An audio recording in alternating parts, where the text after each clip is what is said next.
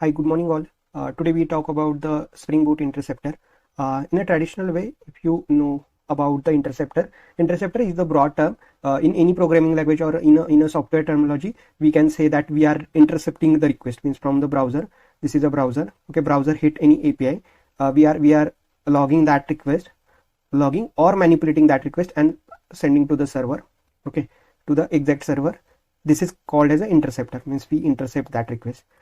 If you know term about the hacking, like white phishing or something terminology is that we are means in that hacking attack, what happened in a, like suppose the facebook.com, we are cache that page, host into our local server. Okay, into our local server. In a local server we host that file or facebook.com. We show that to the end user. User will get to know, okay, this is the facebook.com. UI is similar. He enter username and password, and we are log that, means we intercept that request at our local machine, save that thing, and again password forward that request to the actually FB server. Okay, and whatever response is received, we are directly showing to the end user. Okay, this a way the hacking is happen, but it's very old terminology. Like, but why I am explaining, you get to know, means whatever we are doing here, that is a intercepting. Okay.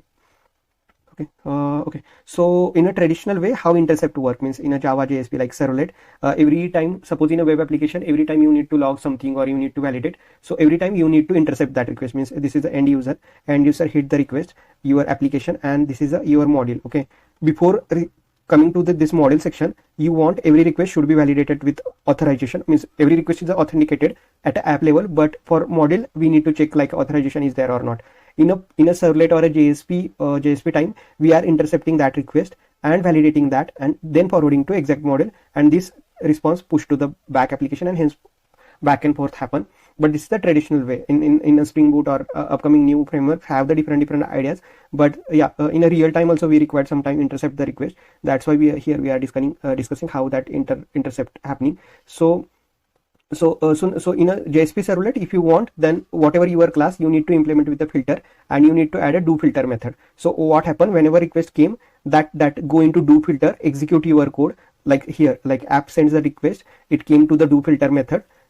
Okay, whatever you want to log or validate something, you will do at that end, then just passing that to exact model request. This is currently or traditional the interception happen. But in a Spring Boot, Spring provide more convenient way and when to intercept, that all stuff there in a Spring Boot provided. So in a Spring Boot, first we need to define our component. In a component, we need to define the intercepting logic, and that intercept need to register with the intercept register. Means in a one class, you need to define a one class. There you need to define what are the things you are doing when you receive the request or the request going from you. That time, that business logic you need to write, and it need to be registered with the interceptor registry. So interceptor registry work like intercept registry check, is there any pre-post or around kind of thing, execution business logic is there or not. If there, then that get called. That's why interception register is very important.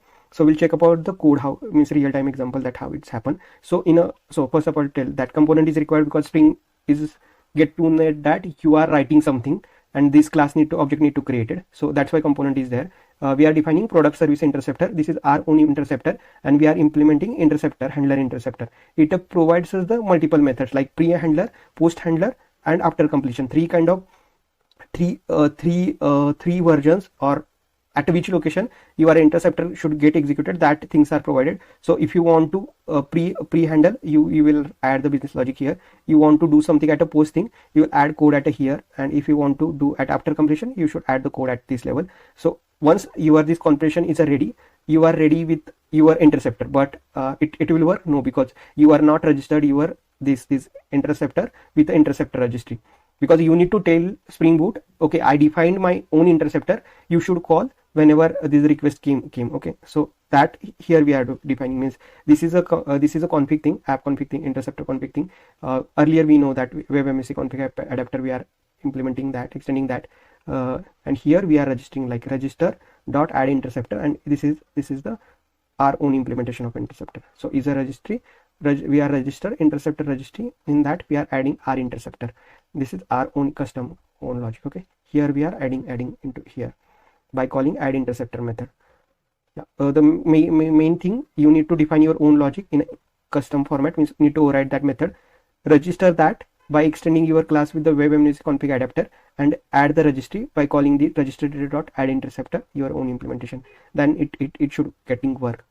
Yeah, that's it in a Spring Boot interceptor. If you do the similar kind of code, and if you feel you have some exception, please let me know. We'll connect and try to solve that.